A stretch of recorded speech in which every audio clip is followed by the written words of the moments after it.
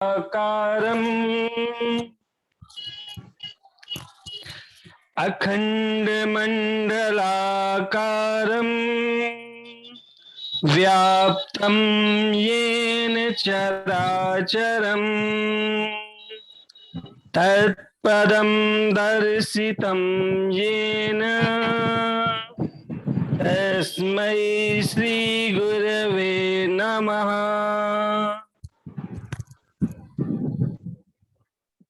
बहुत बढ़िया, बहुत बढ़िया। गुरु का मंगलाचरण है। और आपने तो हमें हमारे प्रिंसिपल जो हमारे प्रधानाचार्य गुरुजी हैं उनकी याद दिला दी, क्योंकि वो जब भी कोई भी कार्यक्रम हो, कुछ भी हो, वो मंगलाचरण करते थे तो वो यहीं से शुरू करते थे। कोई भी भाषण देना हो, कुछ भी करना हो, तो वो यही श्लोक बोला करते थे और फिर उसके बाद शुरू किया करते थे। बहुत बढ़िया श्लोक है, गुरु की वंदना है। ठीक है सर, हम नहीं सुन पाए। वासव दत्ता, देखिए वासव दत्ता ग्रंथ के बारे में था कि इसमें हम लोग श्लोकों को पढ़ चुके थे। एक बार और मैं क्विकली रिवीजन 5 मिनट के अंदर में कर दे रहा हूँ। करवदर सदृशम अखिलम भुवन तलम यत् प्रसादता कवया पश्यन्ति सूक्ष्ममतया स जयति सरस्वती देवी। ऐसी सरस्वती देवी की जय हो जो कि यत् प्रसादता, जिनकी प्रसाद से कवया भुवन तलम कवयः सूक्ष्ममतया, कैसे है कवि, सूक्ष्ममतया भुवन तलम, हाँ पश्यन्ति, भुवन तलम पश्यन्ति, जिनके प्रसाद से भुवन तल को देखते हैं। हाँ, भूत भविष्य वर्तमान तीनों चीजों को देख लेते हैं। अकेलम भुवन तलम, यहाँ पे अकेलम भुवन तलम इसमें करेंगे हम। और वो कैसे, करबर सदृशम, हाथ में बदरी फल के समान, जैसे हाथ में बदरी फल है उसी के समान भुवन तलम पश्यन्ति, किसके प्रसाद से, तो सरस्वती देवी के प्रसाद से। ऐसी सरस्वती देवी की जय हो। तदनंतरम द्वितीय श्लोके खिन्नोषि मुंच शैलम बिभ्रिमो वयम इति वदत्सु शिथिल भुजा भरभुग्न वितत बाहुषु गोपेशु हसन हरिर्हर्जयति। तो देखिए, खिन्नोषि मुंच शैलम, हाँ गोप लोग बोले जब उन्होंने गोवर्धन पर्वत को धारण कर रखा था, किसने, हरि ने। हरि कौन, भगवान श्री कृष्ण। उन्होंने जब गोवर्धन पर्वत को धारण कर रखा था तब उन गोप लोगों ने बोला खिन्नोसी, तुम खिन्नोसी, तुम खिन्न हो गए होगे। मुंच शैलम, शैलम मुंच, शैल मतलब पर्वत, पत्थर जो, शैल मतलब पर्वत, मुंच विभ्रमो धारयामः वयम, हाँ विभ्रम मतलब धारयामः वयम वदत्सु शिथिल भुजा, ऐसा कहते हुए उन्होंने क्या कर दिया, शिथिल भुजा कर दिया। ठीक है, भुजा को शिथिल कर दिया। भर भुग्न वितत बाहुसु, वितत बाहुसु मतलब क्या होता है, आपका लंबी बाहु वाले, क्योंकि कृष्ण जी छोटे थे, गोप लोग बड़े थे, तो उनकी बाहु भी बड़े थे, तो उन लोगों ने अपनी लंबी लंबी बाहुओं से उसको धरा। फिर भी क्या हुआ, भुग्न भारः, भार को भोग नहीं पाए, तो उससे क्या हुआ, वो नीचे की तरफ झुकने लग गया। तो उससे फिर क्या हुआ, गोपेशु हसन, गोपों पर हंसने लग गए। कौन, हरिर्जयति। फिर उन्होंने खुद से संभाल लिया और वो हंसते हंसते उन्होंने फिर से संभाल लिया। फिर उसके बाद आता है कठिन तर दाम वेष्टन लेखा संदेह दायिनो जस्य राजंती विभंगा स पातु दामोदरो भवता।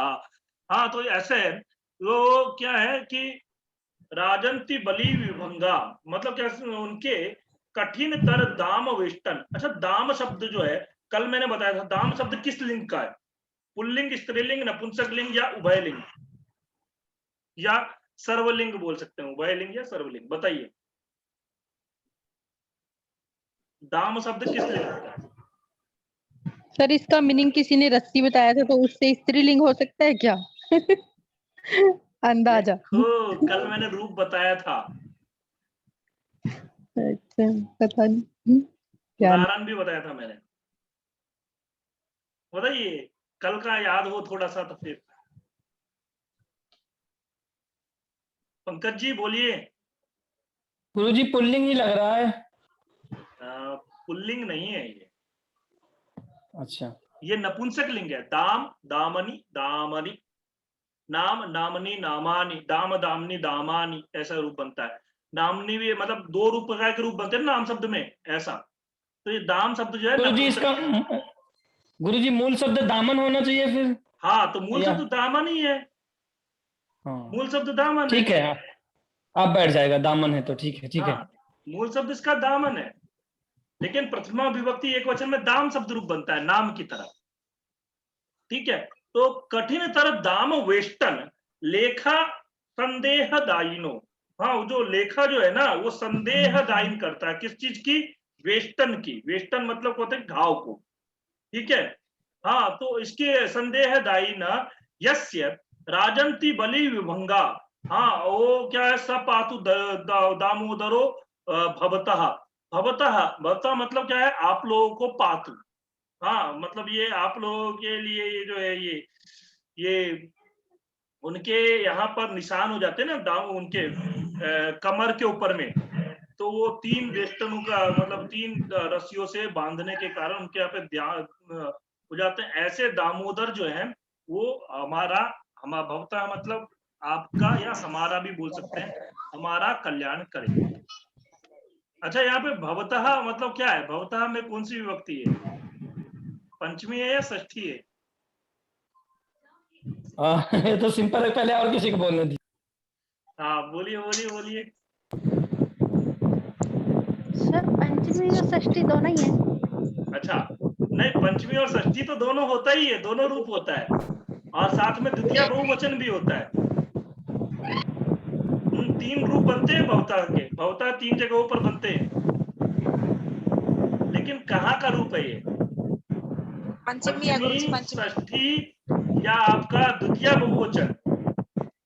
गुरुजी पंचमी। पंचमी। वेरी पंचमी गुड। ठीक है, जो रक्षा करने के धातु के योग में पंचमी हाँ विभक्ति जी, होती है। रक्षा करने के अर्थ में गुरुजी पंचमी होते हैं ना। रक्षा करने के अर्थ में पंचमी होती है। यसा मांग पातु सरस्वती भगवती द्वितीय होती है।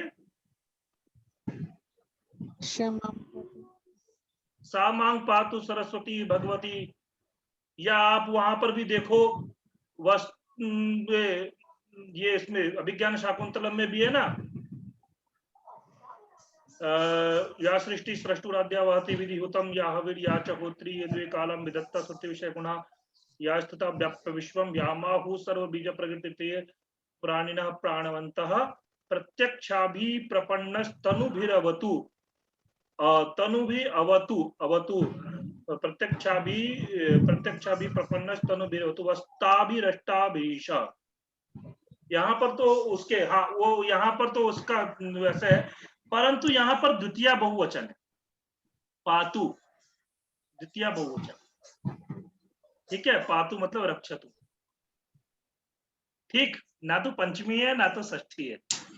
भवतः पातु, हम सबकी रक्षा करे, तो यहाँ पे रक्षा करने के अर्थ में द्वितीय।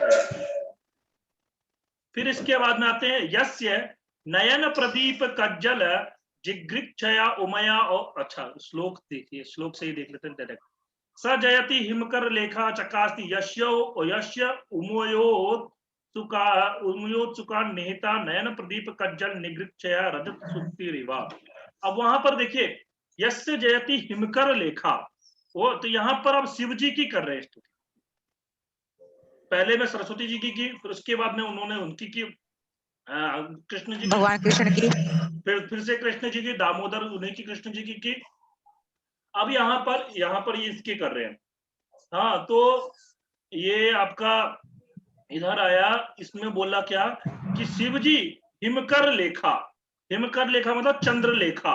हाँ, चंद्र लेखा चकास्ती मतलब शोभते। यस्य उमयो उत्सुकान निहिता। हाँ, उमय के उत्सुक के निहित है नयन प्रदीप कज्जल जिगृक्षया। हाँ, तो मतलब कैसा हो गया? नयन प्रदीप कज्जल, जैसे आपका ये बोलते हैं हमको, क्या होता है, आंखों में जो कज्जल को लगाया जाता है ना, तो वो क्या होता है, ये रजत सुक्ति रिवा, रजत सुक्ति के समान सुशोभित हो रहे हैं, ऐसा। उनके तृतीय नेत्र पर ये जो आपका उनके जो कौन, शिव पार्वती जी जो है क्रीड़ा करती रहती है, मतलब उनके शिव जी के आंखों में बसे रहते हैं, तो वो कैसा है? कज्जल की तरह उसके ऊपर में चंद्रमा सुशोभित होती है, तो इससे क्या है कि वो सुक्ति रिव रजत सुक्ति के समान लगते हैं। हाँ बोलिए शालू जी। सर ये रजत शुक्ति क्या है, रजत शुक्ति? रजत सुक्ति वैसे मुझे भी इसका समझ में नहीं आया, ये मैं वैसे समझता हूँ उसका है, ये सीप जो होते हैं ना, सीप, शायद कंफर्म नहीं हूं, पर सीप के समान होते हैं। सीप, मोती, मोती जानते हो ना, मोती। हरिओम। सर इसमें वैसे ज्यादा अच्छे से नहीं बताए हुए मीनिंग, मतलब जैसे बिल्कुल बहुत अच्छे से नहीं है। नहीं बहुत अच्छे से, कैसा है, बहुत अच्छा वाला पुस्तक है, एक और पुस्तक था पर वो मेरे पास में भी उपलब्ध नहीं है। पर और हमारे रजत पास तो है ही नहीं, इससे तो है कि मुझे, चलो कुछ तो है ही। हाँ रजत सूक्ति जो है, मुझे जहां तक लगता है उसी को ही कहते हैं, सीप को ही कहते हैं, जो नहीं हो मोती होते हैं, मोती, उसी को कहते हैं, उसी के समान सुशोभित हो रहे हैं। ठीक है। पर इस पे कंफर्म मैं नहीं हूँ, मैं ऐसा नहीं बोल रहा हूँ कि वही होता है, पर कोई अगर देखे, अगर मिल जाए तो फिर वो बताना। भवति सुभगत्वम अधिकम विस्तारित परगुणस्य सुजनस्य वहति विकासित कुमुदो द्विगुण द्विगुण रुचिम हिमकर द्योतो। तो देखिए हिमकर द्योत यहाँ पर क्या बोले, सुजनस्य मतलब कैसा है, जो उनका जो सौभाग्यशाली अधिक प्राचुर्य उनका द्विगुणित हो जाता है। कैसे, जैसे हिमकर का प्रकाश, हाँ विकसित कुमुदों के ऊपर में क्या हो जाता है, जब हिमकर का प्रकाश पड़ता है तो वो क्या होता है, आपका द्विगुणित होने लग जाता है, मतलब आपको खिलने लग जाते हैं। तो वैसे ही यहाँ पे ये आपका जो दूसरे के गुण को बताते हैं, अगर अच्छे लोगों के गुण को आप प्रशंसा करोगे तो उनके गुण जो है दुगुनित हो जाते हैं। इसमें सगुण की प्रशंसा है, दूसरों की प्रशंसा करने पर। हाँ, फिर उसके बाद है विषधर तो अपि अति विषमा खला इति न मृषा वदन्ति विद्वांसा यदयम नकुल द्वेषी शकुल द्वेषी न पुनः पिशुना। यहाँ पर ना, न यहाँ पर देखिए क्लेश अलंकार दिखता है, न कुल द्वेषी मतलब न कुल द्वेषी, मतलब ये क्या है, खल जो होते हैं ना दुष्ट लोग, वो विषधर तो अपि विषमा, विषधर कौन होता है, सांप, सांप से भी ज्यादा वो लोग विषम विष होते हैं, मतलब विषम होते हैं। और वो क्या है, ऐसा न मृषा वदंती विद्वांसा, विद्वान लोग जो है मिथ्या नहीं बोलते हैं, ये बात, ये उन लोगों ने ये बात बिल्कुल सही बोली है। क्यों, यद अयम नकुला द्वेषी, ये जो विषधारी सांप है ना, वो नकुल का द्वेषी है, मतलब नेवला और सांप में दोनों में दुश्मनी है, पर ये भी जो होते हैं ये नकुल द्वेषी तो होते ही हैं, साथ में वो जो सांप जो होते हैं वो शकुल द्वेषी नहीं होते, पर ये शकुल द्वेषी भी होते हैं। पिशुना पिशुना, पिशुना मतलब दुष्ट से ही लिया है, हाँ चुगलखोर दुष्ट सब एक के लिए ही प्रयोग होता है। ठीक है, ये वाला श्लोक भी बहुत इंपॉर्टेंट है, ये वाला श्लोक भी बहुत इंपॉर्टेंट है। अति मलिने कर्तव्ये भवति खला नाम अतीव निपुणा धी तिमिरे ही कौशिका नाम रूपम प्रतिपद्यते चक्षु। हाँ तो ये कौशिका नाम यथा अति मलिने कर्तव्य, मतलब जो खराब काम होते हैं ना उनमें ना दुष्ट लोगों की बुद्धि बहुत तेज चलती है। खला नाम अति निपुणा थी, उनकी निपुण धी चलती है, बुद्धि बहुत तेज चलती है। तिमिरे ही कौशिका नाम, अंधकार में कौशिकों का, कौशिक किसे बोलते हैं पता है ना, कल बताया भी था मैंने। उल्लू। हाँ हाँ जी उल्लू। सर, उल्लू। हाँ, उल्लू। तो वो जो उल्लूकों का मतलब उल्लुओं का, आप मुद्रा नक्षत्र बोल रहा हूँ, मृच्छक कटिकम जब पढ़ोगे ना, उसमें एक बहुत बढ़िया आता है श्लोक, जो अश्वत्थामा पूर्वम कृता द्रोणिना, जो वो सर्विलक चोर जो होता है वो बहुत अच्छा बोलता है, शौप्तिक वधा, बहुत बढ़िया श्लोक है। हाँ श्लोक मुझे स्मरण नहीं है, पर बहुत बढ़िया श्लोक है वो। हाँ उससे प्रश्न पूछा भी गया था, तो वहां पर भी ऐसा ही वर्णन आया है कि अश्वत्थामा ने उल्लू को देख करके किया, तो वही कौशिक, उनका जो दिमाग है, किनका, आपके जो दुष्ट लोगों का दिमाग है वो खराब कार्यों में ही बहुत तेज चलता है। उसके बाद में आया विध्वस्त पर गुणानाम भवति खलानाम अतीव मलिनत्वम अंतरित शशि रुचाम अपि सलिल मुचाम मलिनिमाम अभ्यधिकाम। मतलब कैसा हो गया, ये आपका जिनका जो है आपका विध्वस्त पर गुणानाम, हाँ ये ऐसे दुष्ट लोग जिनका मतलब भवती खलानाम अति मलिनत्वम, दुष्ट लोगों का जो खल जो होता है ना अति मलिन होता है। अंतरित शशि चारु शशि रुचाम अपि सलिल मुचाम मलिनम अपि। देखिए क्या होता है, जब आपका बादल हो, बादल तो वैसे ही काले हो जाते हैं, दिन में भी काले दिखते हैं, और अगर मान लो वो रात्रि के समय में आ गए, रात्रि में चंद्रमा को ढक लिया, तब तो वो और काले हो जाते हैं, ठीक है ना। तो वैसे ही जो होते हैं ये जो होते हैं जिनका मतलब गुण कीर्ति आदि चले गया है, ऐसे दुष्ट लोग जो हैं, लोग बहुत ज्यादा क्या हो जाता है आपके मलिन मेघ के समान जैसे मलिन हो जाते हैं, ठीक है। फिर उसके बाद आते हैं ये वाला श्लोक, हस्तैव भूति मलिनो यथा यथा लंघयति सुजनम, हाँ दर्पणमिव तम कुरुते तथा तथा निर्मल छायाम। जैसे हस्त में भूमि मलिनम भूति मलिनम, भूति मलिनम मतलब कहते हैं इसको, भूति मतलब विभूति वगैरह जो सब वो नहीं होती, उसको मलने से क्या हो जाता है हमारा लंघयति खला सुजनम, हाँ वो दर्पण के समान काले मतलब दिखने लग जाता है हाथ में। वैसे ही निर्मलक छायाम, हाँ वैसे ही क्या होता है जिनके पास में आपका ये एक मिनट, हाँ दर्पण वैसे ही ऐश्वर्य जिनके पास में आ जाता है, वही है ऐश्वर्य जिनके पास में आ जाता है, ऐसे लोग जो होते हैं उन लोगों का क्या हो जाता है, खल भी वो सुजनम हो जाते हैं, खल भी सुजनम हो जाते हैं, अच्छे लोग हो जाते हैं। जैसे आपका मैंने कल उदाहरण दिया था नेता वगैरह को लोग क्या है दुष्ट लोग होते हैं वो लोग, लेकिन उनको अच्छा माना जाता है।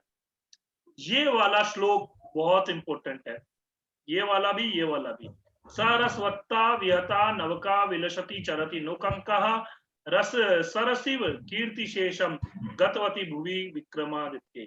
यहाँ पर ये प्रश्न पूछा हुआ है एग्जाम, ठीक है। तो रसवत्ता कीर्ति शेषम विक्रमादित्य से कीर्ति शेषम, हाँ किम गतवती का गतवती, तो इसमें आया था रसवत्ता, ऐसा ही कुछ करके प्रश्न था, हाँ आपको भेजूंगा तो फिर पता लगेगा। तो कीर्ति शेषम गतवती, तो इसमें क्या बोला कि जो विक्रमादित्य है ना, एक तो विक्रमादित्य का अर्थ लिया, एक हंस का अर्थ लिया, हाँ वो क्या बोल रहे हैं कि सा रसवत्ता विहता, हाँ वो जो है आपको ये जो रसवत्ता रसवान लोग जो हैं, हाँ विहता नवका विलसंती, वहां पर नवका मतलब जो है नई जगह पर जाकर के वो लोग विलसित होते हैं। चरती नो कंका, कंका न चरती, कंका बोलते हैं गृद्ध को,